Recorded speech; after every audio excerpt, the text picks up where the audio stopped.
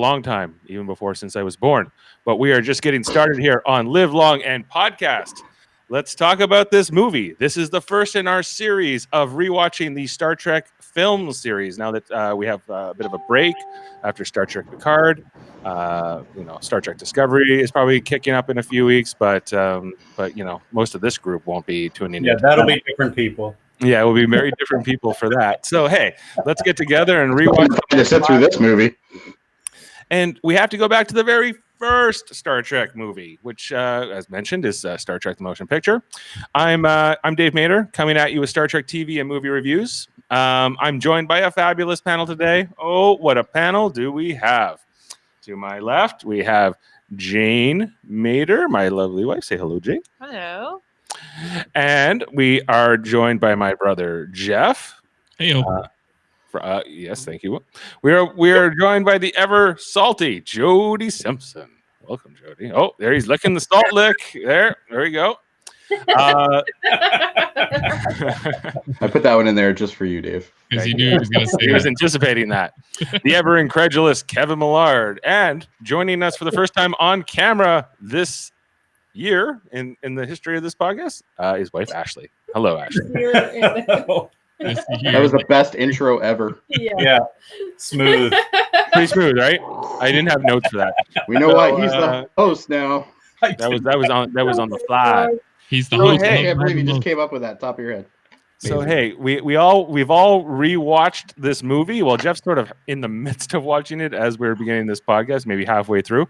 But hey, let's talk about this film because it's been a while. It's been a minute since I've rewatched this in its entirety. Yeah, not great overall. I gotta say, boring. Yeah, and this is Mr. Optimism here. Yeah. Okay. Let's talk about a couple of things. There are things in this movie that I think are good. There are things that I think are good. Mostly not the story, not the acting. It's mostly like it's a relief when it's over. So, like what? Costumes, set direction, score, like all these other things, like that were in this movie. Okay. This movie starts. I don't know what version you guys were watching, but ours had a minute and 40 like musical interlude. No, that's the movie. That's in the movie.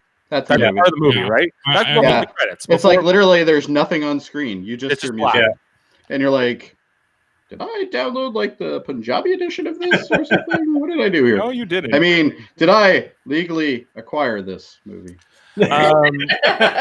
Yeah, and then after that minute and 40 of just like sort of like this orchestral like music, then the credits start. That goes on for 2 minutes, which is okay. And so this is maybe the first thing is the score of this movie is Jerry Goldsmith. Obviously, this main theme from the opening credits went on to become the theme song for The Next Generation, because there's only like 8 years that separate this movie and like the first season of The Next Generation. It's not that much time.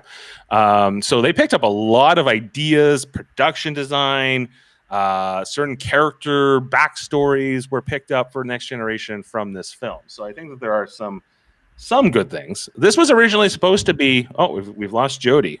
Maybe he was trying to do too much with his little gifts there. We'll see. We'll be back. Yeah, but yeah, like that. This movie had. Oh, there he is. Let his camera load for a moment. Yeah, like I think those things are good. I think that the fact that this was going to be a TV show and then was kind of put into a movie at the last minute because they wanted to kind of compete with Star Wars. It's kind of obvious. It shows. It's painfully obvious that you're right. This movie looks more like TNG than all the other Kirk movies do. Maybe other than Undiscovered Country. But just the set direction and like it starts off with the Klingons. Right. The Klingons look almost exactly like the TNG Klingons. Yeah, and I think that's the other thing with this movie is that the music that went on to be reused countless times. Oh, geez, Jody is having some issues with his connection. Technical. But the look of the Klingons, everything from their makeup to their uniforms to the design of their not the exterior design of their ships, because we had seen that in the original series, but like the interiors were definitely new.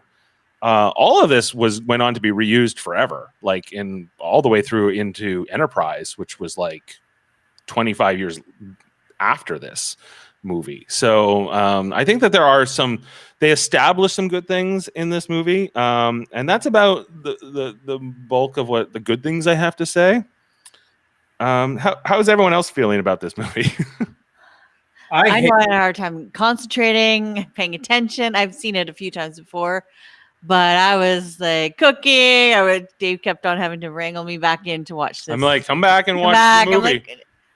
I just couldn't sit still. And then when I was sitting still, I started like getting cozy and nodding off. So yeah. Because it's boring. This is a boring movie.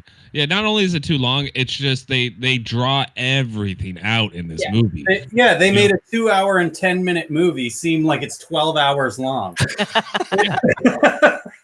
That's exactly right. Some of the more painful parts of this movie were just everyone talks about like the scene where they're looking at the ship. But it's more than that. It's like the scenes where like they're going into the cloud. Yeah, right. Yeah, all of it. Like slow pans where it's just like constant. You're like, all right, let's speed it up. And all the dudes in the suits just hanging out in space. Yeah, like just floating around everywhere, but not moving. Yeah, they don't move. There's a moment. Suits. There's a moment when they're going into the cloud thing, and Decker and Kirk both look at Spock, and Spock just turns and says nothing for like 7 seconds. Like literally just stares. And they're like, oh shit, Spock is staring. What's wrong, Spock? You know, that's all you eyeballing like 30 seconds. And what was up the whole way through the movie with the doctor? He walks onto the bridge, something happens. He's like, oh, okay, I'm out of here. And then leaves the bridge. And it's constant. Like he does it like half a dozen times in the movie. Comes onto the bridge, says a couple of lines, sees something happen on the screen, leaves the bridge. Yeah. Just halfway through a scene, he just leaves the bridge. Yeah, like, I don't know. Like, it was so weird. And Jody, with the huge Texas-style belt buckles that look like utility belts, but you never see anybody use one. Okay. So there's a lot of things. Yeah, the uniforms in this movie obviously were new. I think, is Jody frozen or is he just very stoic? I think he's frozen. I think he's frozen. He's not blinking. Yeah. No. Nope. Nope. Now, I think I see some movement there. Yeah. There he is. Head wiggle. This makes for great podcasting. Yeah. No sound. Oh, he's having a sound? No sound. I can't hear him. Oh, I can't hear him. Yeah. Although it would be fun to watch him mime his review. Yeah. How bad is this movie, Jody? So bad is this.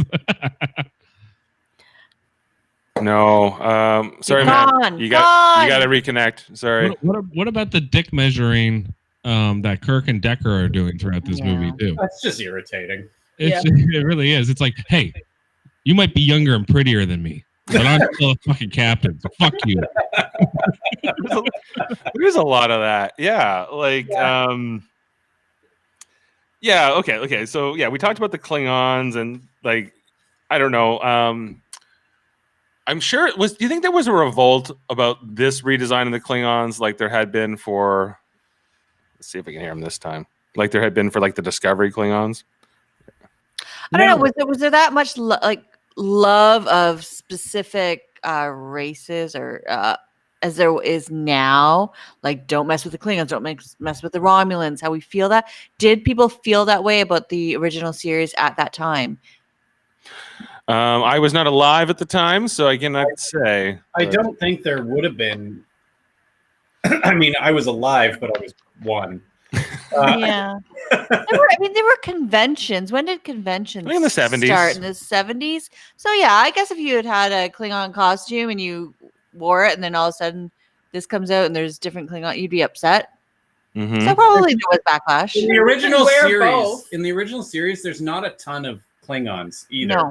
No. Like they really don't become a major character till the movies, really. Well, I think they're maybe in like 5 episodes in the original series. That's generous, yeah. Maximum.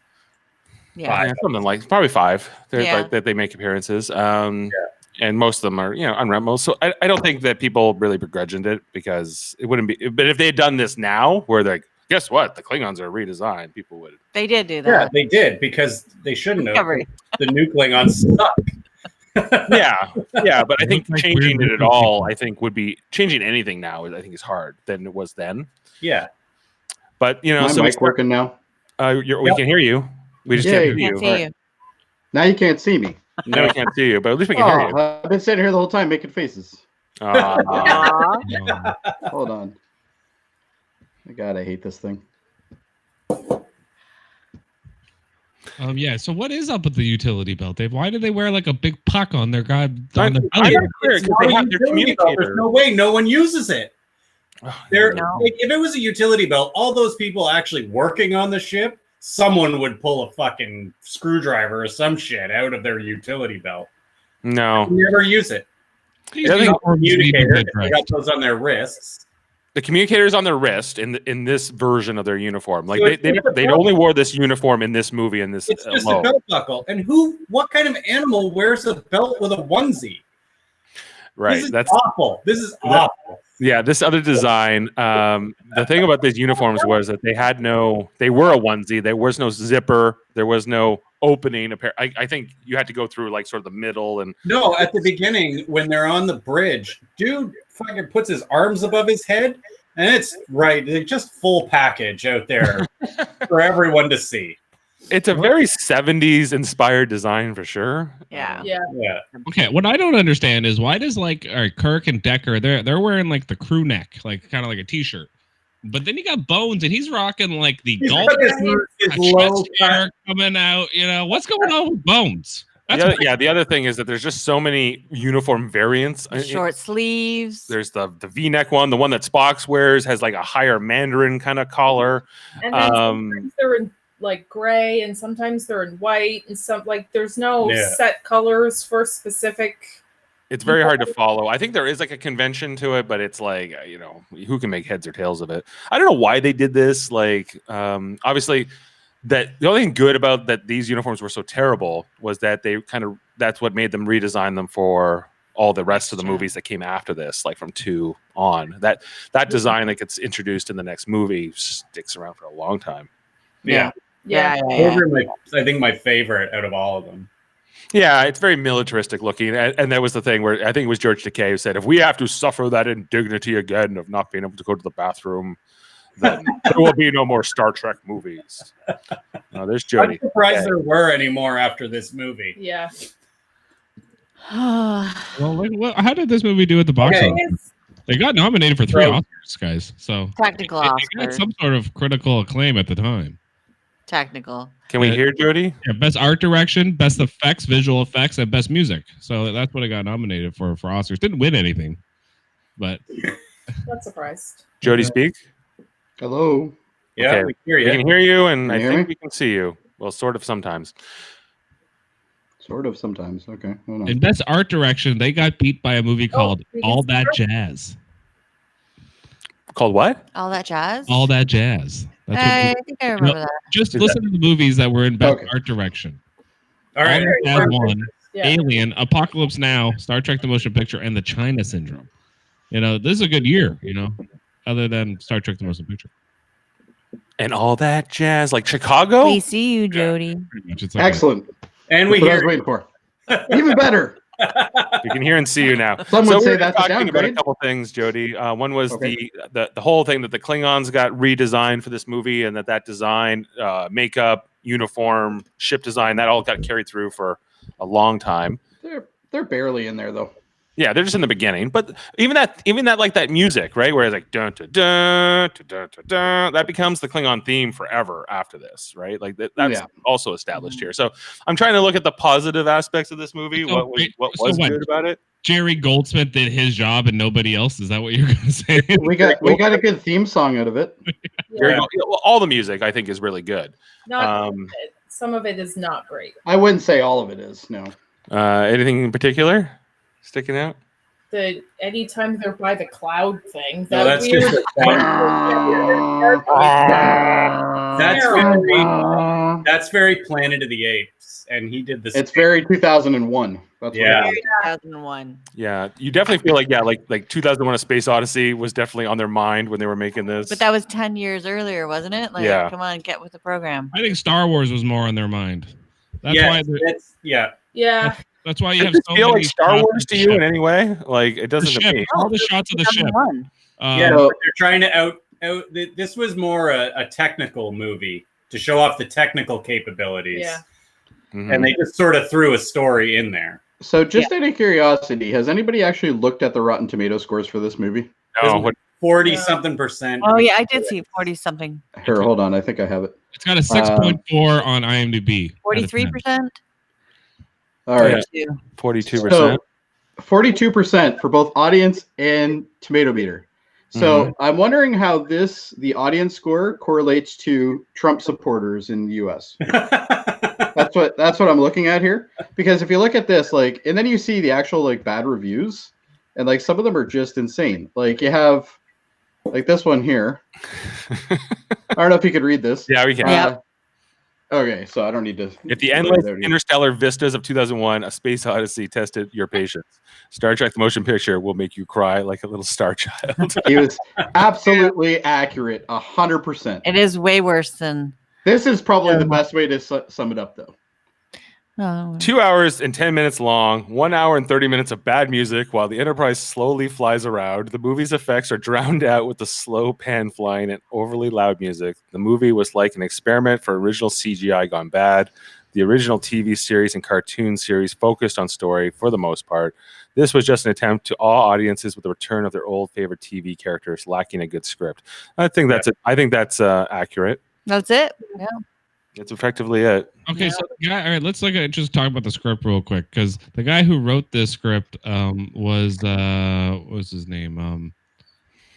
So the story's done by Alan Dean Foster. He never wrote he only wrote novels. Okay, and then Harold Livingston wrote the screenplay, and he wrote he never wrote another movie after this.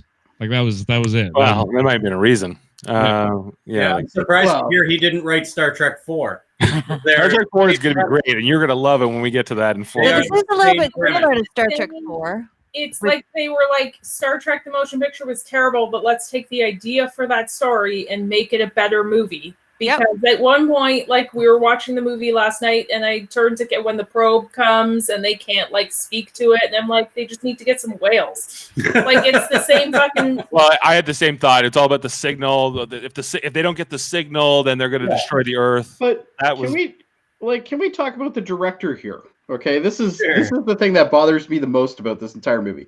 This is Robert Wise. Okay, which some people will know, some people don't know. Okay, he did Andromeda Strain, which I loved. I personally loved, even though it was kind of campy. But you also deal with the cinematic version of The Sound of Music, the cinematic version of West Side Story. Where the hell did they think that he was able to do a Star Trek movie? Like, where did this come in? Blows my mind. Get anyone big. I can't believe they got funding for another movie after this one. Oh, that's probably the biggest miracle of everything. I think they were just happy to get the guy that did Sound of Music. I don't think they cared that, it's kind of like that happens today too. Like they'll get a guy that made a good movie but had nothing to do with the movie they're hiring for, but they're just hoping it works out. There's lots of examples like that. But this was kind of the beginning of that type of movie as well. Like late 70s was like Star Wars was so new and innovative that it's not like they had a lot of people who had experience with this kind of stuff. Yeah, right? you wouldn't think the guy who made American Graffiti would make Star Wars, but that's what happened. Yeah. Right? So right. This is 2 years after Star Wars. It's or I guess it's probably a year before like Empire Strikes Back comes out or something like that. You're right. It isn't kind of amazing that we ever got another Star Trek movie, but I think that's maybe what gave them the fact that obviously we did get another movie and that they were able to make that one a good one. Wrath of Khan is considered still to be maybe the best one of them all. I think we have to talk a little bit about the time in movies. I mean, Jaws came out 2 years before this. Indiana Jones was coming out. Star Wars blockbuster movies were just starting. Yeah. And there was a big appetite for big budget blockbuster movies, and Star Trek always had the potential to be that. It just the first go around didn't work. So, right. So after we get this first go with the Klingons fighting the space cloud for a minute, and they get vaporized, they go, "Uh-oh, the Klingons got vaporized." We pop over to Spock on Vulcan, who is about to graduate from Kolinar, his Vulcan discipline of logic, but something about V'ger throws him off. He goes, "Uh-oh," and then actually we were watching this movie. We had no subtitles, so we just watched it in the original Vulcan. I hope you all did the same. So did we. We did, Yes. Yeah, I had translation, but right. But I think that the translation, as I recall, was like, "You are too human, Spock. You don't belong here. Go back to space," or something along those lines, right? basically your emotions are still out of order. Basically, was what it was. You still have one eye on your human side is still interfering. Blah blah blah. Right. She was a bitch anyway. Fuck her. Yeah, we didn't like her. I hate that they turned Spock into Troy in this movie. Oh, totally try. Totally try. I was going to say that later, actually, but I was trying to find a picture because I've seen it like ages ago where it's like Spock's body with Troy's head on. I was trying to get that, but well, Vulcans are telepaths. And it's not just a technique you learn, if you're an android. Well, he's clearly better than Deanna anyway, because literally every time you ask Deanna to actually use her, she's like, "I sense something." Okay, well, fuck, I sense something too. Here I am. I'm a fucking betazoid. Whatever. Feelings. She's like, that person feels bad. That person feels bad. And generally, like, you look at, like, she could look at a crying child and go, "I believe he's sad, Captain." Yeah. It's like, no shit. We see Leonard Nimoy first. Do you think Leonard Nimoy is good in this movie? He has some funny moments. He has some funny lines, but other than that, he's cringeworthy at times too. He's not any better than he was in the series, if that's what you're asking. Yeah. It's kind of, it feels kind of like, I think that they only got him on board to do this movie at the very last minute. Like, I think that I'm pretty sure he was against it. Yeah, because this was going to be maybe show. Paycheck. Well, okay, so listen to this. According to William Shatner, the script was constantly being rewritten to the extent that the cast were getting new revisions every 2 hours. More often than not, the actors had no idea what was going to happen in a scene and were forced to improvise. So that must be why Bones kept leaving, coming and going. Yeah. So somebody talked about this. I must have missed this because that was driving me fucking nuts. Literally, it's like, there's Bones. Oh, Bones is gone. The best one was when the camera stayed on him and he goes through the door and then you just see him like duck out of the way and then the doors close. I was like, this is great. This is some great acting. Yeah. This is top notch. One good thing about this movie that I didn't know about and Ashley pointed out to me when we were watching it is when they are all in watching the footage from the Epsilon station. Also ridiculous, but anyway. All in the hangar deck or whatever, like the whole crew. Yeah, they have the big screen up there. There are two natives there in full fucking headdress in the crowd. It's like they ran out of Starfleet uniforms. I didn't see that. Looked in their thing and were like, "Hey!" Oh, I'm so going and watching that now. Yeah, legitimate. You can find a picture on Google, but it's when Kirk is like addressing the whole crew, and then just. I'm on that right now. Where's Waldo in the group of crew? There's the village people showed up. Male and female, like full Indian. I'm looking for it. Interesting. So listen to this fact too. Almost all of the dialogue in the Enterprise bridge scenes had to be overdubbed by the actors in post. This was due to the fact that the animation graphics seen on the bridge station displayed monitors that was projected from behind the bridge set walls by dozens of 16 millimeter projectors. So, like, can you imagine how frustrating, like, just working on this movie would have been? You're in a uniform. Brutal. You can't go to the bathroom. Almost as frustrating as watching it. Yeah. It looks like they did not enjoy it at all, and we don't enjoy it either. They wanted to do it. Right.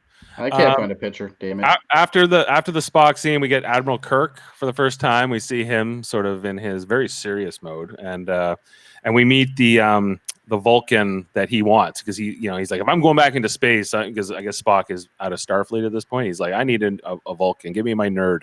So as a science officer, This is the guy who later dies in the transporter accident, which is literally the best scene that it should have been. Yeah, and it couldn't be. But he was so originally when this was going to be a TV show, Leonard Nimoy was not going to be part of it, and this guy that dies in the transporter accident was going to be the new like Vulcan of the Enterprise, I guess, of the crew. Yeah. I don't know. I like what could have been.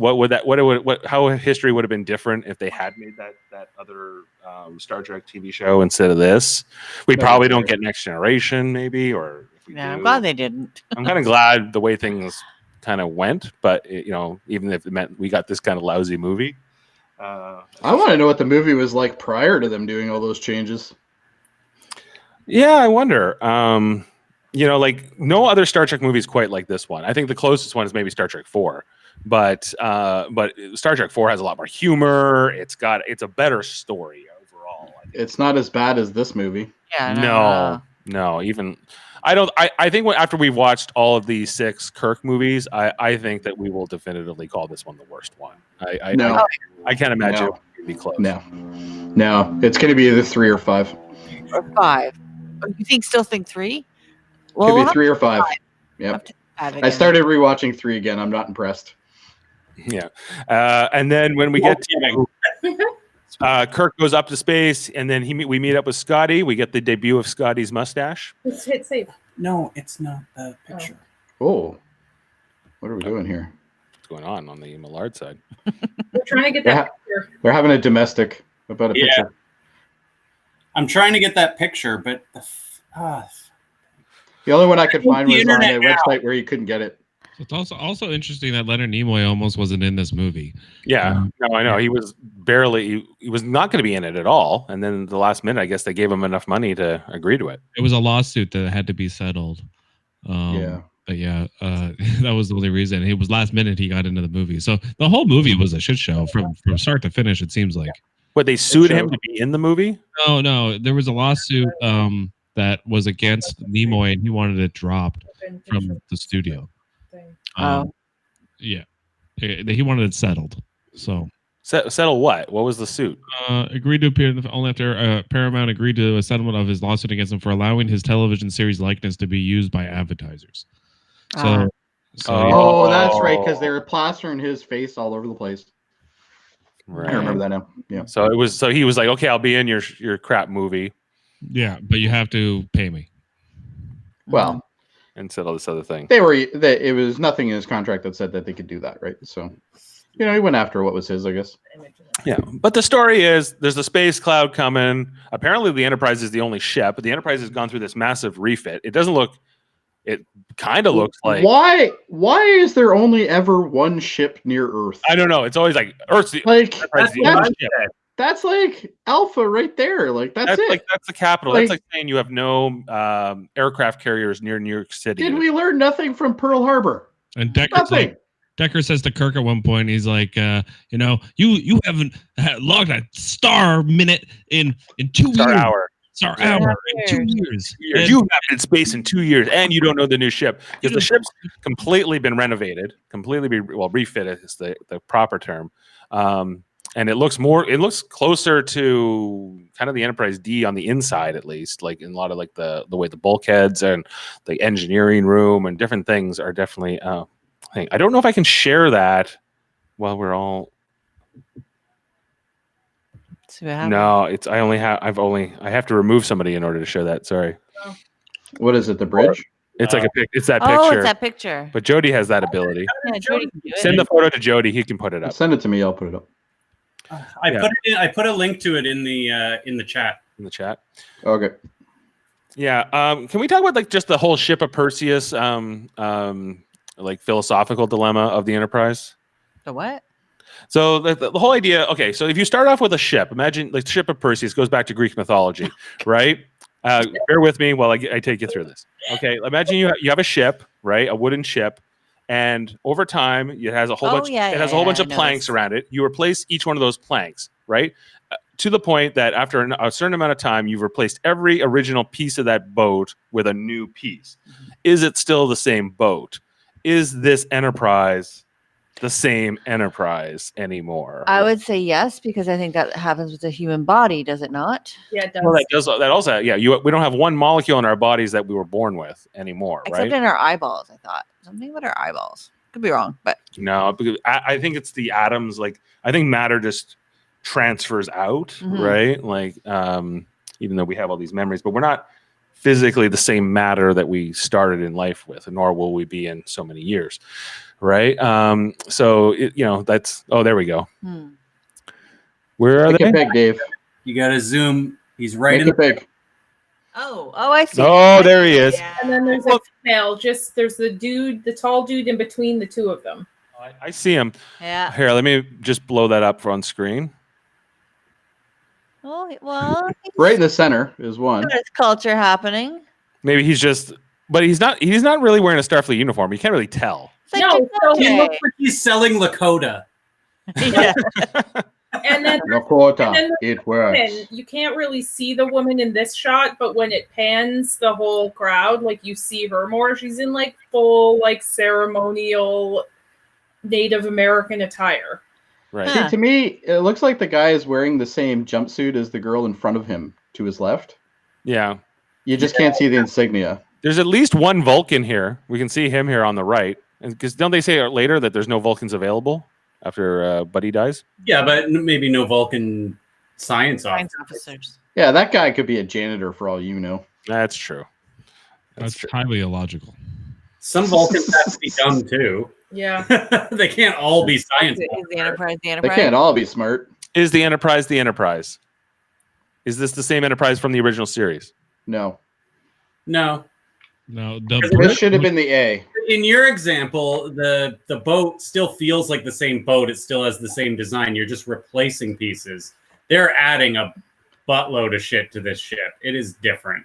Yeah. It Even doesn't like feel at all like the same ship.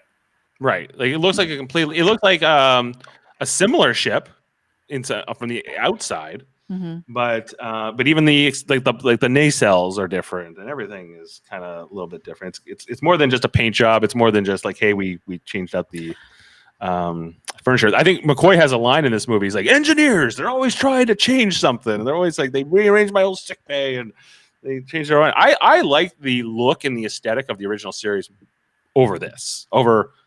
I think even the interiors of the ship and the uniforms and everything, the whole set design. Yeah, I agree. Yeah, pretty much everything about this movie is bad. The bridge.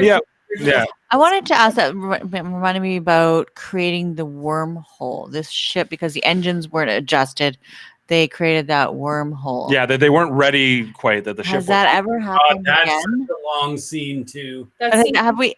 So they know how to. We know how to create wormholes now. around the Enterprise. Yeah. I got the impression it was less of a wormhole, like the way we think of it in terms of like the Deep Space Nine wormhole. Yeah. It was more like the warp field was sort of A warp bubble or something. was like, going out of whack. was out of whack and Okay. whatever. I was like, why am I not on drugs for this They scene? hold an asteroid in with them, and then they show it on the screen, but it's not turning or spinning or getting closer at all. Wait, well, we're not there yet.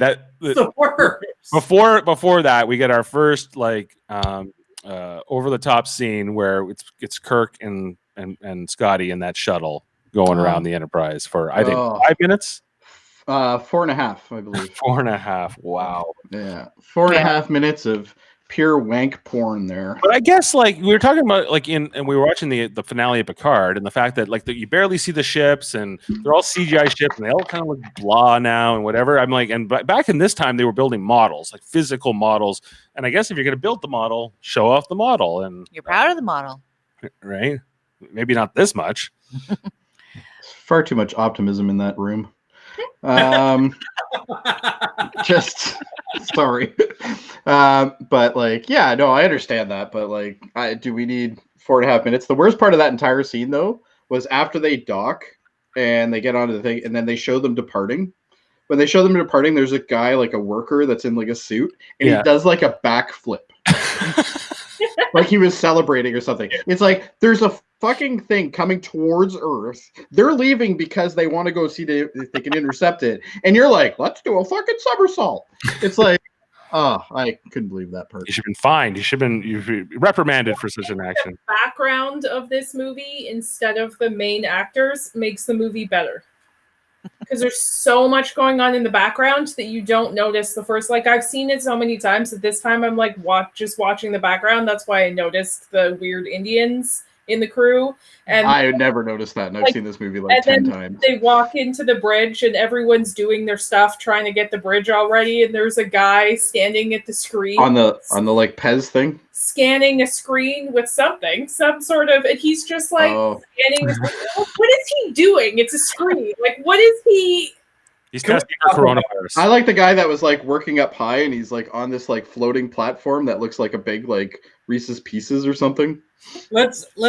I know I've gone on about the belt buckles and the uniforms, but what about the retarded umpires that they have for security officers in this? Like the one guy that's standing behind them, like during the like transporter stuff. That vest and like the little cap, helmet on, and he's got like this helmet and like pads on the side. He looks like almost like a Princess Leia helmet. A catcher's. I was asking the same thing. I'm like, what it was like a pad thing, like odd piece and shit. Like it's crazy. Does the helmet protect you from phaser fire? Is that what happens? I don't quite understand what its purpose is. Although that captain does come back. You'll see that again in like probably in Star Trek 6. I remember they had that going. And so when I was having technical difficulties, did you guys talk about the belt buckles? Yes. We did. Yeah. Okay. Uniform. Yeah, like that was brutal too. I was going to bring that up. That picture, like it's like a lunchbox on their belt buckle. It looks like a utility belt, but nobody uses it ever. And they all have it too. Yeah, like almost everybody has it in the scenes. Yeah. Anyway, sorry. It's not a tricorder. We see them using tricorders separately, and it's not a communicator because that's on their wrist. So what is it? Utility. The belt buckle? It's a device it's electronic. It looks like it's a device. Yeah, it does. Oh, I didn't see any electronics on it. I don't keep the onesie together.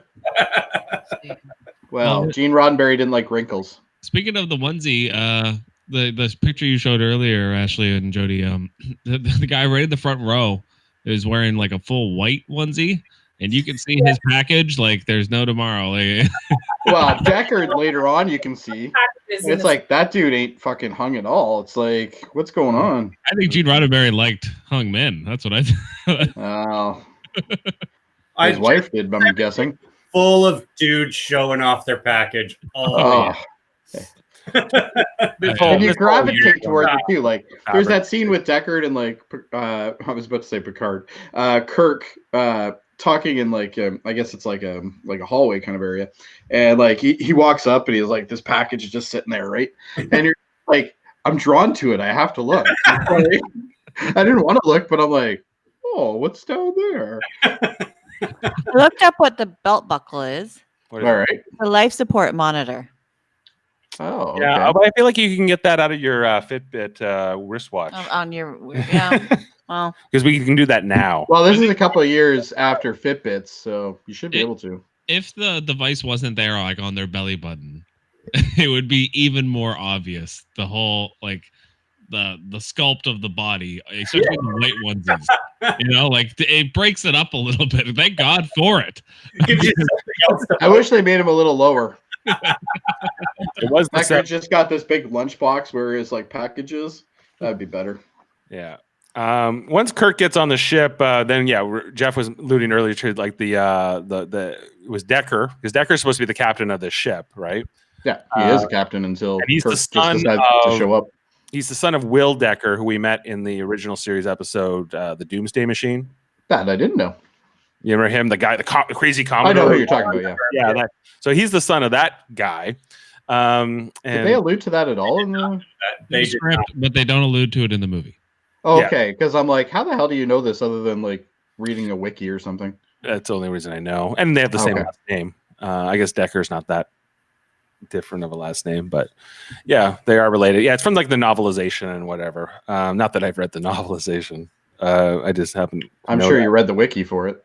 Yeah, but Decker's supposed to be the commander, the captain of this ship. Kirk shows up. He's an admiral. They say, well, it'd be confusing if you just everyone called me admiral. So everyone called me captain. Everyone's going to call you commander now, Decker. And you're also a science officer, so you're my my peon, whatever. So, does it make any sense that Starfleet would be like, okay, Kirk, you can take the ship, and then not bother to tell the captain before he shows up? He's like, no, we'll let Kirk bring the news down on him. Yeah, like, that was odd. Here's your brand new ship, basically. Why did you're about to take off? But no problem. Admiral's showing up, and you're a fucking peon now, right? Everyone else had to beam up, but yeah, Kirk went up very slowly in a shuttle, and apparently when he gets there, Uhura's like, "Oh, we just got the news that you're taking over." Oh, but we haven't told Decker yet. He's down in engineering. You better go tell him yourself. And so everyone. How do they get the news, but yet the captain doesn't know that? Like, I don't know. Yeah, that doesn't make sense. Weird. And yeah. Why did they write it this way at all? Why didn't I don't know. I don't know. I guess because this. Why didn't they just go directly to Rathacon? Because at the end of this episode, sorry, I called it an episode. At the end of this movie, it is an episode essentially. At the end of this movie, like after they've solved the V'ger crisis, they say, "I guess we're a crew now. Let's go to space." Yeah. Same thing last night. I'm like, he doesn't even talk to Starfleet or anything. He's just like, okay, we fixed this. Let's take the ship. I think he stole the ship. It's like the ending of like the Undiscovered Country, because literally the ending's like, point to that star and just keep going till dawn. It's like a little bit, yeah. But like in that one, they're actually being decommissioned and whatever. I maybe Kirk was just like, before they take my command away from me, I'll just go. And my understanding is that this was too. It's not even done because there's a time period between this movie and when the Wrath of Khan picks up. Like it's not directly correlated. Like this is in 1979. Wrath of Khan's only 3 years later, but Wrath of Khan takes place like I think 15 years after this movie does, or 10 years at least. They've aged them more, yeah, they've aged them more. So, but when we're doing Wrath of Khan next week, you'll be like, where Kirk's like, they had to catch up with Bones. I'm about to have a birthday, and I'm out of this. I'm out of the game. I'm an old man now. Like I don't know. Like I think Kirk was like 40 in his. Well, and they beam up. They eventually beam up Bones, and it's like, oh dear God, like. What the fuck has he been doing? Like Grizzly Adams' beard? Grizzly Adams, like, fucking unbelievable. Yeah. He's like, actually one of the nicer, I think he actually does give a lot of effort to his performance, McCoy. I think I'm sure he does. He knows how to play that character. Nothing to do, though. Yeah. He really does. That guy walked the fuck out of going into the deck and then coming back out again. I don't even think they need him as a doctor. He's like, I'm on the bridge. Now I'm gone. His job is only to be Kirk's confidant. That's his only role. Yeah. I don't even know I was there. He's just Kirk's like. They had a full medical crew and everything. He's Kirk's best friend. That's his that's how he got the job.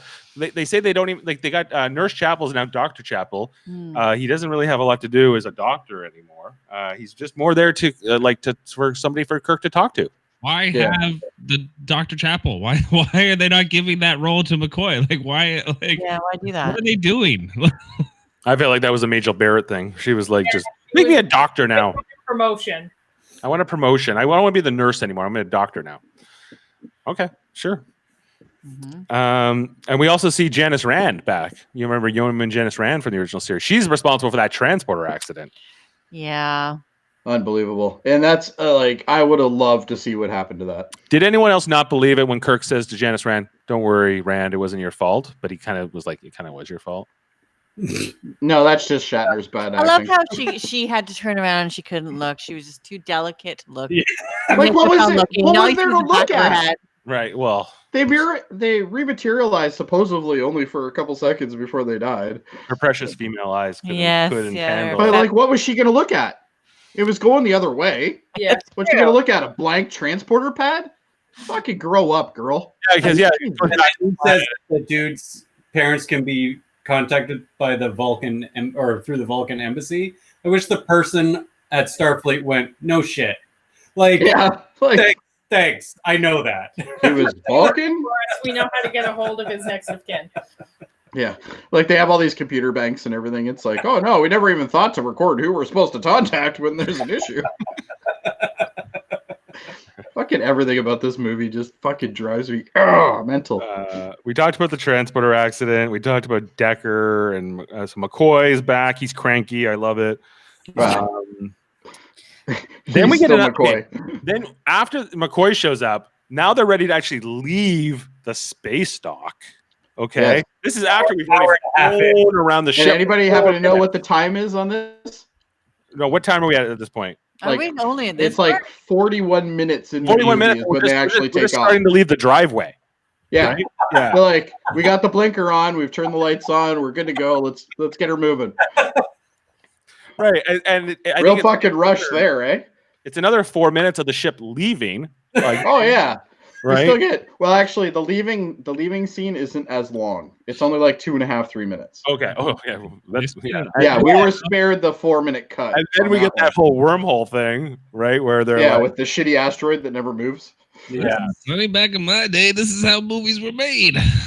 I guess what they were trying to do was show us the mechanics of how space travel work. They were trying to be Star Wars, for Christ's sakes. That's what they were trying to do. This, we're like, hey, we're gonna leave the solar system, put on the lights, and do this, and we're gonna slow. They were trying to be the science fiction of Star Wars, right? Yeah, they'll keep their science fiction, but I agree with Jane on that. They were shooting a novel. They weren't shooting a screenplay. They were basically were shooting like a novelization of whoever. Sounds like they were shooting a fortune cookie based on how they were writing this. But that wormhole scene, you could have made that wormhole scene like a minute or 30 seconds. Or not. Oh, easily. You made this whole movie about half It's an still hour. not as painful as when they first get to the alien. I know, but like by the time more painful. At what point do we even get to the alien? Like it's like an hour, right? Yeah. Because after this wormhole, there's a bunch of bullshit in between, yeah. Which, by the way, during that whole wormhole thing, you know when Chekhov burns his arm or whatever. Oh, hold on. I have this. That was one of the best moments. I actually have a screenshot because it literally was my favorite moment. I thought you were going to reenact it. They all concerned. Well, I can if you want, but they're all concerned and look at Chekhov when this is happening. And then he kind of gets out of his chair and he kneels down. And then they all kind of look over. They're like, he's okay. He's fine. Decker goes over to him. Yes. It's like medics are on. Chekhov probably just looked up and saw his package and went, I'm done. Chekhov has even less to do in this movie than he did on the original series because it's brutal. Lieutenant Leah, the bald Delton lady, at least Sulu was on camera every like 20 minutes with his. She takes over the navigator job for part of this. So I guess that Chekhov's the security guy's boner apparently. Boner? Also unnecessary. What was that? She gives every guy a boner that walks in. Like, this is a dangerous thing in a world of onesies. Yeah. Like, what? I don't get the whole idea of her being this super sexual. What's the point? The best thing is when she comes back as the android, she still has the high heels on. I thought that was amazing. Oh, yeah, you got your legs look good, right? You never dress that short without heels. Well, that's like a bathrobe. Yeah. She came out of the shower. Right. Yeah. That's where Picard's bathrobe originated. Yeah, now we know where they found it. She was definitely meant to be the eye candy of this movie. If we look at just the poster, she's front and center. Like they definitely were trying to use her to sell tickets. Oh, yeah, brutal. Nothing harder than a bald woman. Oh man. Oh yeah, I was like to Jane, I'm like, she's not really attractive with this bald look. Quite frankly. I got the Sinead O'Connor thing. Like I thought she was more attractive than you thought she was. Well, I didn't think she was she's attractive. Naturally attractive, but I don't know if the bald enhanced it. It did not. I'll answer. Yeah, I was not like, ooh, look at you. You're the eye candy of this movie. You didn't know? Okay. She's definitely the eye candy of the movie. It's just the bald part you kind of go, well, she could look better if she, put a wig on or something. She wear a headband. You put a headband on her. Yeah, later. That was an improvement. That was an improvement later on with the headband. We got the scene with Decker and Kirk sort of fighting. I don't know why McCoy got to come to this scene other than he just invited himself along. McCoy just goes wherever Kirk goes. He's like, as long as I don't have to do any work. There's the eye candy. Yeah. He's not in this movie. Oh, he should be in this movie. Would have been 20 times better. Right. And then at the point where Spock shows up, I literally wrote, this movie is boring. Like we are at this point where, like, what is going on? This must be at the hour mark. So it takes them an hour to sort of get the gang back together, I guess. Oh, it's like an hour and 10 minutes in or something. It took you an hour to write that this movie is boring? An hour. I was was along for the ride. I was trying to observe what I liked about it, and this is the point where I was like, "Okay, let's go, guys." And then they finally get to the cloud, the V'ger cloud. Finally, and then it takes forever to get. Well, then they're looking at the cloud for a inside. while. They're like, "It's got 12 power. That's like 1.21 gigawatts, or like that's crazy." And they're just, I literally like so effing slow.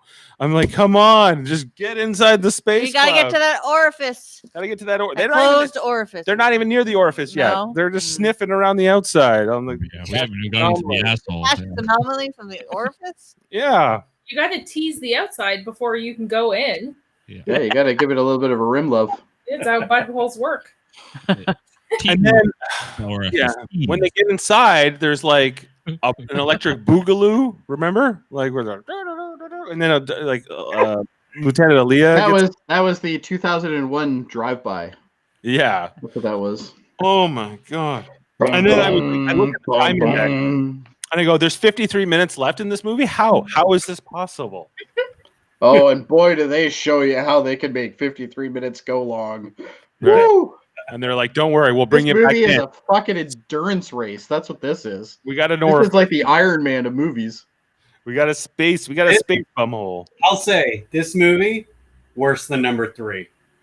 It is. It's the worst. Yeah. Well, I think. let me get all the way through 3. I think Nemesis might be better than this. Do you know the guy? Oh, Nemesis is definitely better than this movie. Nemesis is better than 100%. You know Carl Urban that played Bones in the new movies? Mhm. Yeah. He says that this is the best movie of all He's the wrong. movies. He's He said that? Yeah, Carl Urban. yes. That's in why an- he's in the reboot then. in an interview. He said that this is the best Oh. movie. Emergency. Oh. COVID-19 can be Stop deadly. the spread. COVID-19 can be deadly. Oh, good to know. Time to act is now. Everyone but essential workers need to stay home. There you Only go. go out if absolutely necessary to pick up groceries. Wow, that's just prescriptions, like or go to middle of a medical live appointment. podcast. Well, what a Ignoring buzzkill! Thanks, self-isolation or Amber. physical distancing advice. The alert is far more exciting than this movie. Just a reminder for when we go back. I'm actually excited now. Yeah, oh yeah, something happened. Yours actually reads audibly to you. Yes, I have a Google phone. It Oh, does that. that's gotta be annoying at 3 Does it a.m. in French too if you don't turn it off. Oh, Yeah. Okay, where was I? Space bumhole. They're at the space bumhole. By It's the way, we'll closing get up. another one of those warnings in a couple minutes. I'm just warning you now. They always do them in 2s. They took Aaliyah. I don't know why they took Aaliyah of anybody. Does anyone understand? She was. I think they were looking for a compatible match. I don't know. That's what I got. Like it was jumping around to different Right. carbon life forms. But she comes back pretty quick, naked and with a thing in her throat. She wasn't She has naked. that. She's She had something on. The real Aaliyah dies, right? Yes. Yes. Yeah. yes. And then she shows up in her little white onesie number thingy. Yeah. This is like a copy of the original. Yes. Yeah. There's a reenactment not right her. there. That's not her. That's a much better looking her. That's a good one. Maybe that's what they So- modeled Picard after. The bald actually suits him. All right. Oh, well, yeah. They talk to her for a bit and whatever, and they finally get her to go to sick bay, the new Aaliyah. And then they're having like a little conversation that I guess she still has the memories of her and whatever. So she has this connection to Decker. So I think they use that. But like the scene where she comes out of the sick bay, she's like, "I'm tired of laying down," and she comes through the wall, and she like comes through like the Kool-Aid Man, and she's like, "Where am I? Where am I?" Hey, Hey. Oh yeah. Yeah. And so their solution is like Decker's going to take her on a date to like the recreation area. Into like the And then, Dr. McCoy says, "Oh, good, he's using audio-visual stimuli," and I was just like, "Yeah, that's a fancy way of saying he's showing her shit." yeah. And hearing. She's also hearing. Well, and just before they start doing that, she's like, "I'm done. I've collected all my data that I need. Blah blah blah. Blah blah blah." And he's like, "Oh, well, let me show you this stuff anyway." It's like, "Oh wow, we're just dragging this really out, aren't we?" Yeah. This is the point where Spock tries to go on his little solo mission for his mind meld, which I guess he doesn't clear with the captain. Not only that, but the guy is literally flying through space. He's got this space suit on. He's going towards the big orifice, Jane wanted me to say it. Thank you. Anal cavity, like goatsy. But anyway, so this orifice opens, and then he goes through it, and then you start seeing all these like little plasma things like flying around and stuff, and Spock's just like, it's all good. It's like, dude, you're floating towards like a bunch of things that you've seen people get jolted and disappear. Whole ships, which I still to this day. Oh, there it is again. There it is. I told you it'd be twice. I'm gonna keep talking anyway through it. I'm gonna try. No, see, I'm already screwed now. Propagation. COVID 19 Payet Mortel. Ilfo Agir Madnon. Tu say el exception date travailleurs essentials doivent rester chez you. Mine's in French now. En français. It's turning back on. I don't know why. Google Home? No, that's through my phone. And it's like across the room. Because you can't adjust the volume on those things either. Really? Oh. Yeah. So, anyway, I understand what they're for. That's fine. Yeah. Come on, lady, shut up. No, she won't shut up. This is the best live performance ever. It's like It's a train wreck. We are all staying home, aren't we? We're all at home right now. All, Leave us alone, Amber Alert. We're doing what you. Yes, we're doing what we're supposed to be doing. Yeah. Right. I didn't even go out for any more weed. Oh no. Oh wow. I have lots though, so we're Up to midnight. They're still delivering it. Yeah. It's fine. It's fine. Yeah. Anyway, That's gonna be me. no, but anyway, so Spock's going towards like these big plasma things that are like firing left, right, and center at him. Blah blah blah. Like literally, they're like right by him and everything, and he's just like, no big deal. It's like you see no panic or anything, which I know you're not going to see with Spock anyway. He's suppressing everything he can, right? But like, there's no concern at all, and like nobody back on the ship goes like, "Holy shit, do you see that?" Like they have cameras everywhere in this universe. Like even on the ship that disappears, that's one of the Klingon ships. Like, how are they recording that? I wasn't quite sure about that. Yeah, I guess that was censored. Like, do they have like a little probe camera that follows like the back end of each of their ships anyway for fun? Like, yeah. But you see the whole ship disappear, not just like part of the ship. Like maybe the camera was like at the back end and it was like looking at the front. No, you see the entire ship disappear, and it's like, well, then the camera would have disappeared. Like, yeah. All right, well, whatever. It's one of those things where they just, we have to suspend disbelief for that. Only for that. This entire movie is suspending disbelief. Just when he's like in that going through, like it feels like forever for him to like even get through this, like to the center of the inside when he's inside the orifice. He's like, and he keeps giving like these like dialogue things. It's like, I'm about to penetrate the interior. And he's going. Yet I'm not allowed to use the word anus. Yes, for some reason. And then there's lots of exposition here. Spock's kind of trying to just explain, I guess, what the hell, what movie am I in, and what's going on. But I don't know. He doesn't even know if it helps that much. He was probably in a soundstage somewhere thinking he was recording something else. And then so he's like, I'm going to try a mind meld, and that doesn't go so well. So there's no physical touch needed for a mind meld. But you have to hold out your hands. That is required. You have to hold out your hands, but they can have gloves on. Yes. Which is good. Right. You gotta stay protected. He is in some random orifice in space. He's penetrating the interior. Yeah. He is penetrating the orifice in the interior. It's hurting me not to say stuff. I'm just telling you now. It's at this point in the movie that they finally start to explain what is going on. Like V'ger is looking for its creator. There's a radio signal, and there's no answer. Yeah. I'm already bored. And I know. I'm just trying to tell. We're rehashing the story. V'ger is angry. There's no answer. This is where Spock comes to the bridge. And is like, V'ger's like a child. He just wants information. So it's, of course, like, what do you want to do? Spank it? We can't do anything here. Spot wants because V'ger's got it. I guess because while the Enterprise is inside the cloud, it's moving. The cloud's moving to Earth, so the Enterprise moved with the cloud to Earth. Yeah, they're inside. They're inside. Okay.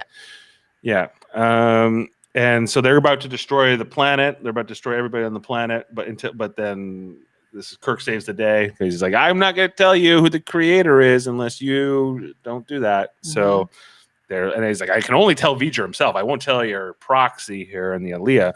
So this allows them to go inside, and then they get into the middle of the thing. They figure out that this is just a probe from 300 years ago. I guess can we like the whole, but just the whole their whole solution was that V'ger couldn't move on because it needed to evolve, and this is why Decker needed to join with it. What was this about? For this whole scene, I was like, say information again. Like, I just don't want to. I got so tired of the word information. It's just been accumulating information. That's its mission. Got to find the information.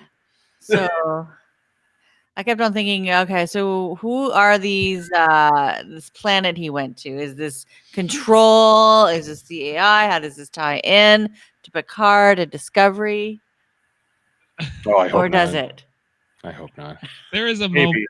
I don't know if you have the movie queued up, but if you go to 2 hours and 8 minutes and 4 seconds, there's a moment where the Aliyah walks into like the vortex thing with Decker, and like they have that shot where they're facing each other. Then it cuts to Bones, Kirk, and Spock, and the look of bewilderment on their face Yes.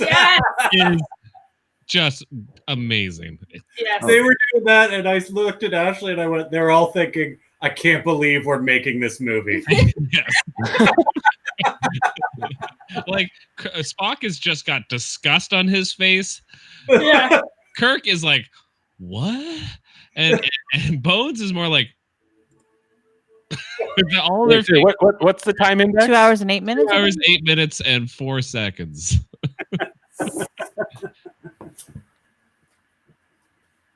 Oh. Oh.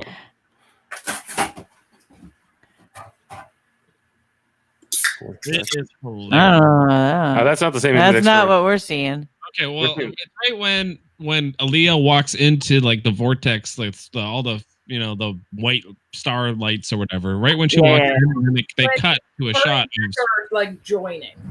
of them joining. Yeah, I forget. I don't know what it's called. What is that called when she Sparkly. when? Oh, okay, sparkly. Yeah, whatever. Sparkly. Sorry about Oh, we lost you again. Was it your Amber Alert going off? that. No, it was actually the battery on my laptop. And I'm like, so I run downstairs to go get the adapter. I come back up, I plug it in, and then it goes dead anyway. And then I look at it, and I'm like, part of the plug isn't plugged in. Excellent. So anyway, sorry about that.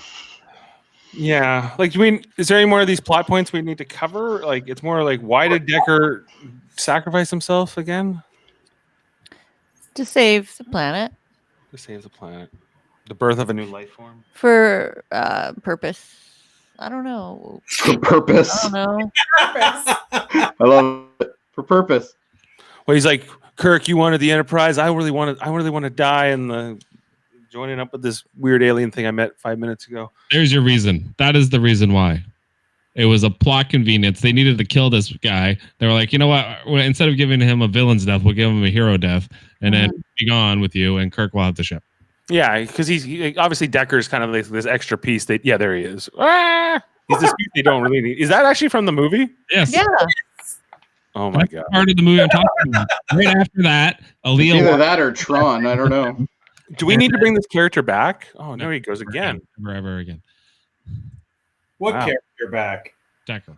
Decker? Decker? No. Do you want this Decker V'ger thing to come back in Star Trek? No. No. Never. I don't want anything to come back from this movie. There he is again, Jody, man. Here. Jody's having the technical difficulties this time. You're the one I'm with the technical having difficulty. just what a day today. Probably. It's like this podcast shouldn't happen. Like this movie. Yeah, like this movie. And then as soon as the crisis is averted, they leave and they're on their new mission. And my understanding is that this was the start of a new 5-year mission for this crew. And Yet they don't tell you anything. they don't really tell. Well, you don't really find that out till later because in the next movie, it's like they had that 5-year mission that ended. They all kind of came back. Kirk got promoted upstairs, and then Spock becomes the captain of the Enterprise, but more of as a training vessel, and we'll sort of see that in the next movie. And they're teaching Christy Alley how to be a captain in the next movie, right? Sort of like how Wrath of Khan. Wrath of Khan. So then worth watching. That's Star Trek: The Motion Picture. Ooh, it's brutal. It's over. It's over. Yeah. We got through it. We had to start somewhere. This was the first movie, so yeah, we can celebrate now. Three look like when they watch Leah walk in there with Decker. That's kind of yeah. They're like, good, not me. Yeah, like sweet. I don't have to do it. I don't have to die. Paychecks in the future. Yeah, this movie is terrible. Yeah, this is terrible. Sorry. Next week we get a good one. Star Trek 2. Yeah. Yeah. The problem is that then we get 3. Yeah. But then we get 4. And then we get 4. And then we get 5. 4. I'm not as much of a big fan as the rest of you are. You don't like 3. You don't like 4. You don't like 5. I like 4 way better than 3 and 5. I can tell you that. And you like 6. Everyone likes 6, right? I love 6. It's my favorite. Yeah, it's the best one. You know, this is the problem. Is all right, Nicholas Meyer directed 2 and 6. Why didn't they just give him 3, 4, and 5? I don't know. Like, yeah, he has the best Star Trek movies by far. Yeah. Of those, especially of those Kirk 6. If you Generations is more of a Picard movie, really. My current view is 6 is the best one out of all of them. Yeah, I share that. I like 2 the most, but 6 is right there. And First Contact is good. I like First We're just talking the original ones right now. Oh yeah. No, I think First Contact's the best movie as far as a movie. Yeah, First Contact. First Contact. I would agree with you on that. That's the one I will out of the go Star to Trek rewatch movies for sure. First Contact. No, or 2. Wrath of Khan. I'd rewatch Undiscovered Country over First Contact myself. Would you? Yeah. Oh. Me too. I would watch it probably even over First Contact, but for like the first time you saw any of those movies, I think First Contact was the most enjoyable for me. It's the best full feature film.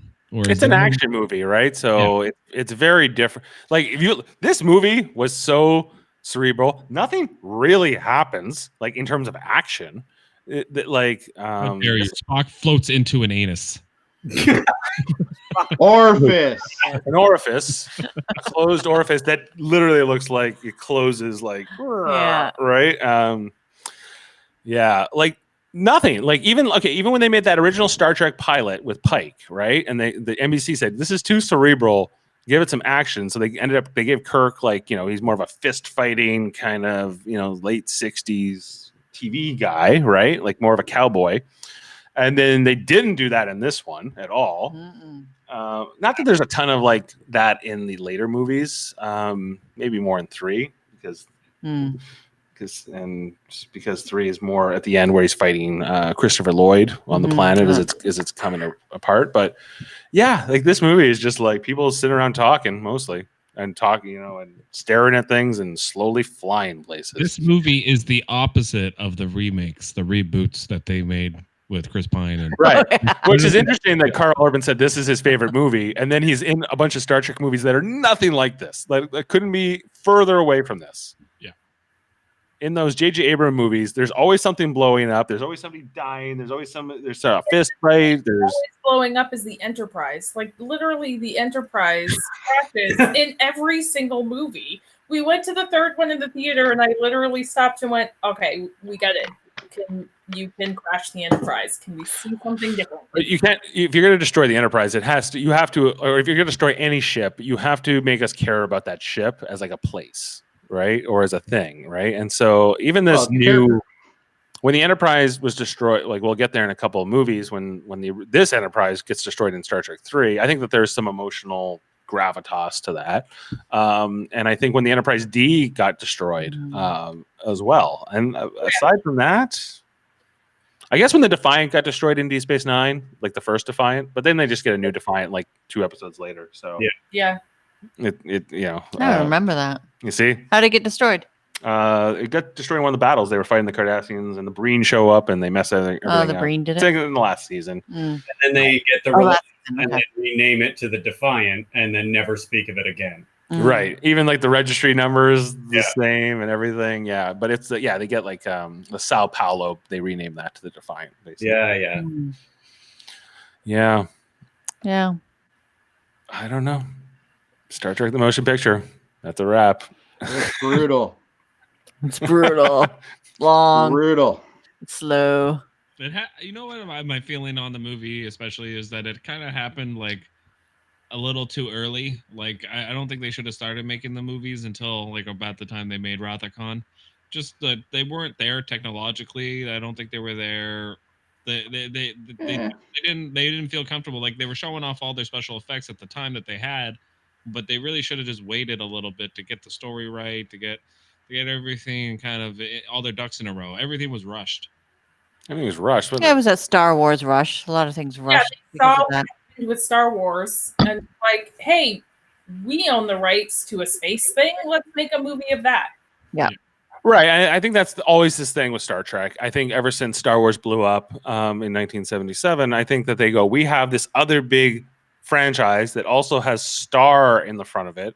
Yeah. And there's money to be made. There's money out there. We can make it. We can take that market share from Star Wars. And I think to a certain extent that's true, but like I think that Star Wars fans I think it's fine to like both, but I think that the people who are like pure Star Wars fans and pure Star Trek fans are just different types of people. Yes. And yeah, it was really quite hypnotic.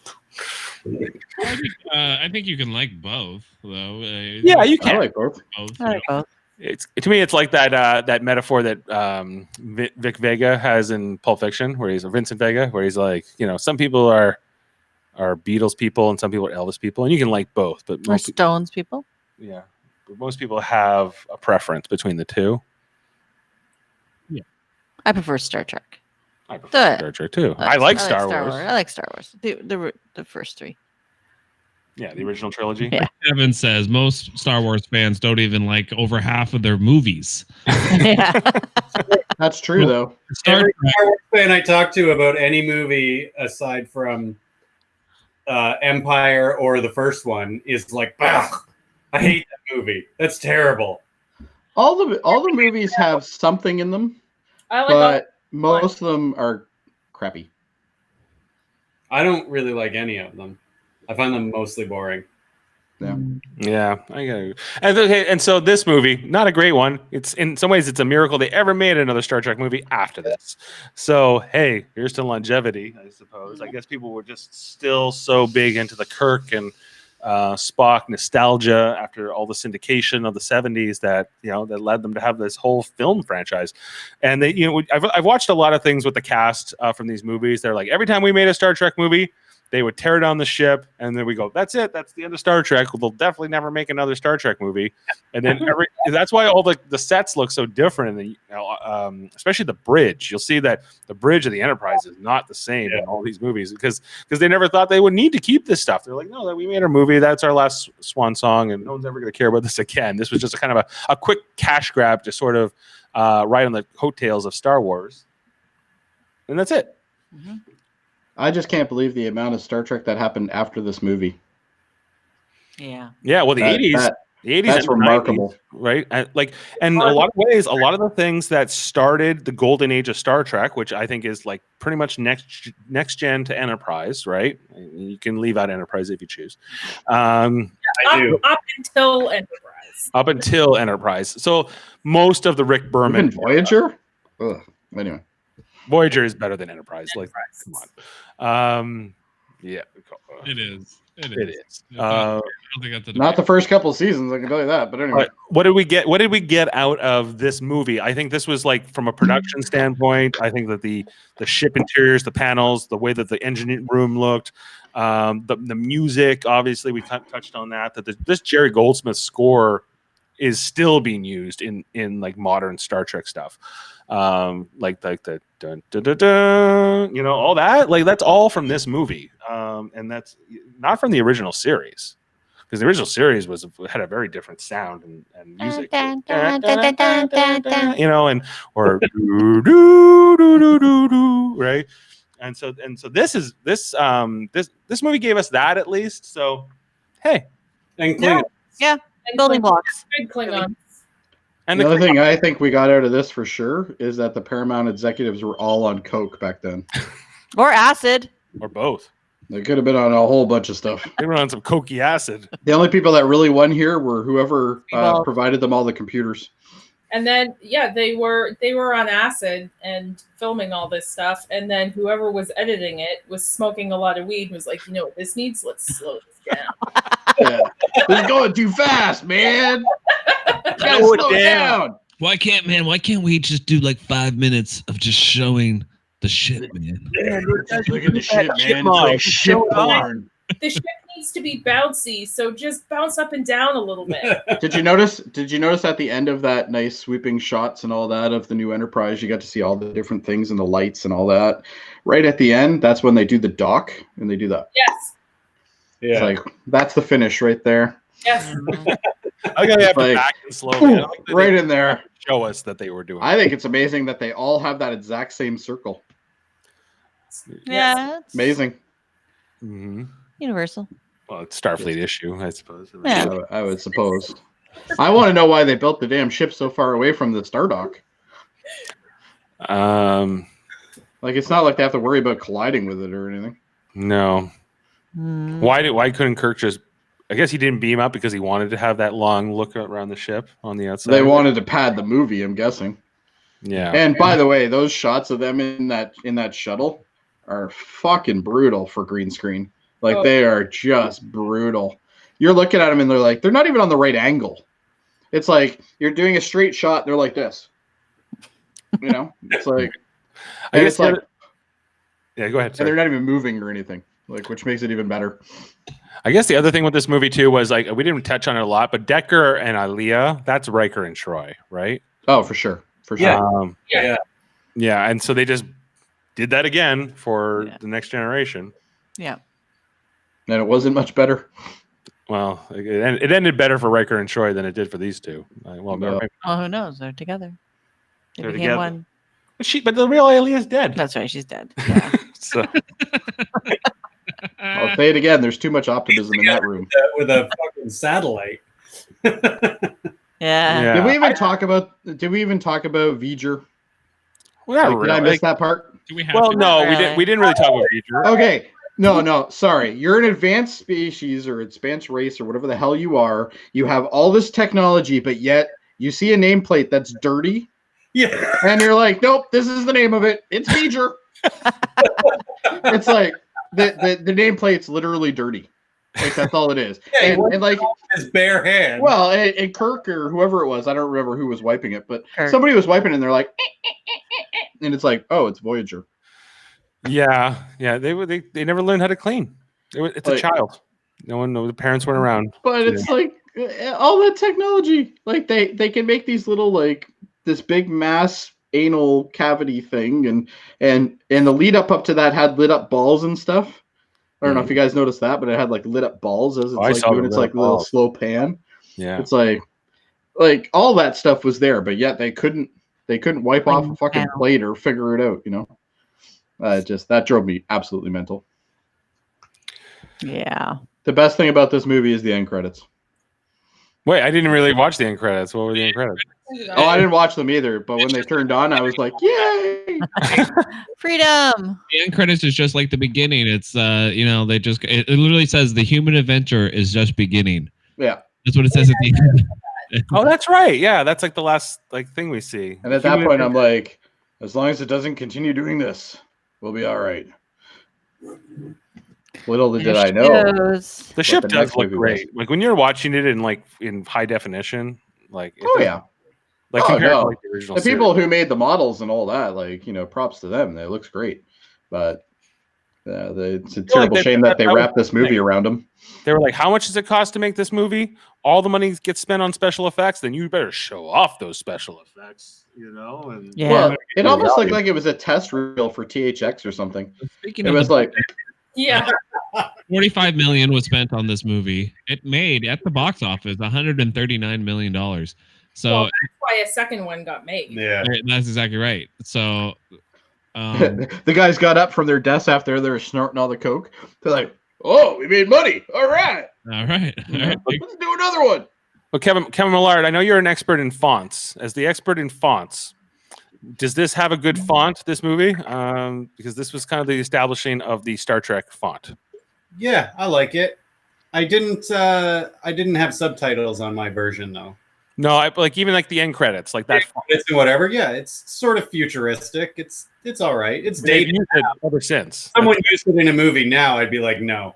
They still do. Like if you watch Nemesis or any of these, like they still had this font forever. So in comparison, Wrath of Khan only costed $12 million to make that movie. And how much did this movie cost? This movie costed $45 million. How did this movie cost $45 million? Well, $10 million of it was probably Spock. Wrath of Khan was way less random panning of space items. Yes. And so Wrath of Khan made 90. And all they did was just reuse that Genesis thing over and over again. Yeah.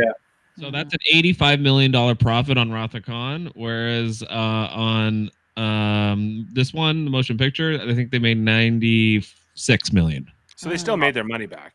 They made more money back. They made a ton of profit.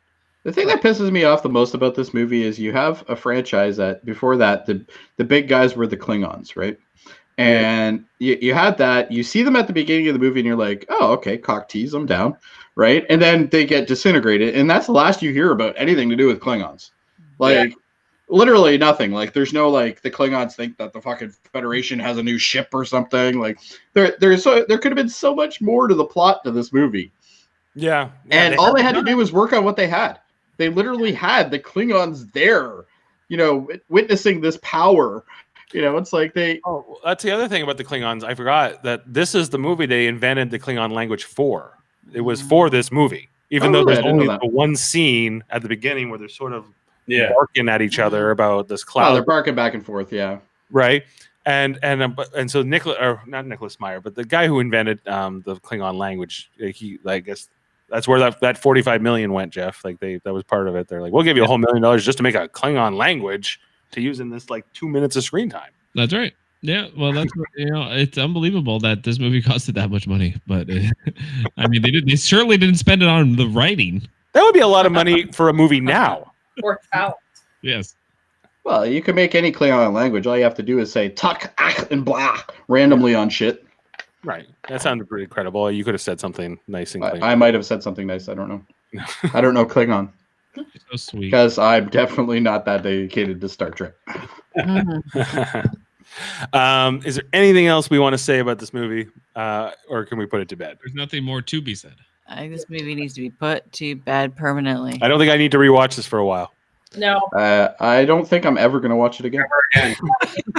I just don't think I need to. Watched it. I'm good for another 15. Like I watched it again, and I already knew it was crap going in. So it's not like I was that disappointed or anything. I watched it twice. I watched it once while I was working on my phone. So I was kind of like doing other shit, right? Yeah. And I was thinking, oh, this movie's not that bad. And then I sat down to watch it with Ashley, where I was like watching it, and I was like, I want to die. It's a movie you can put on in the background while you do other things. It's a good movie if you're not paying attention. You're like, I hope V'ger takes me away like Aaliyah, and I do versions with someone because it was fun. Just because we spent the whole time making fun of the movie together. Right. Yeah. Well, no one in my house will watch it, so I was by myself. Yeah. But what's gonna be like next week when we're doing Wrath of Khan, which is like a masterpiece, right? So see if we feel as equally the other way, strongly about it, positive about it, as we do about this. I'm just gonna give you a little spoiler. I won't be. No. No. It's not nearly as great as everybody says it is. I'm sorry. It's a very rewatchable movie. It is? Oh, it's an entertaining movie, don't get me wrong. God. Even that's brutal. But the movie, his rendition was even more brutal. Shatner has to act with emotion. It's brutal. Oh, it is not the great masterpiece of Star Trek that everybody makes it out to be. I'm excited about that conversation. We'll see. I'm excited for that because I think maybe a little bit higher about that movie. Yeah. Oh well, if you compare it to this one, it's a fucking masterpiece. Look, Shatner's like Nick Cage. He goes for the stars, and every now and then it's gold, but most of the time it's not. He reaches for he tries to touch the sun and gets burned a little bit sometimes. Yeah, depends what he's doing, what character he's playing, but yeah. All right, everybody. That's been Live Along a Podcast. This is the first of our Star Trek movie rewatches. I hope you've enjoyed it as much as we have, maybe more. To us. Join us next Saturday afternoon. We're watching Wrath of Khan, and of course, we'll be going from there. Leave comments. Make sure to subscribe and all that good stuff. And thank you for watching and listening, wherever you are. And thanks, Salty. All right. I'm a little salty. I'm Dave Mader. Jane Mader. Jeff Mader. Kevin Millard. I'm Dave Mader too. Oh, Con. Great. and Ashley. We really got to learn how to end this show. Yeah, I know. I have a script for the beginning, never for the end. Yeah, okay, bye. What's that? When we're saying goodbye, we don't know who's next. Yeah, he gives us no indication. It's like, should I? Clockwise. It's always clockwise. Is it me? Is it him? I don't know. Who is it? It's madness. No, Kevin. I would say it's madness.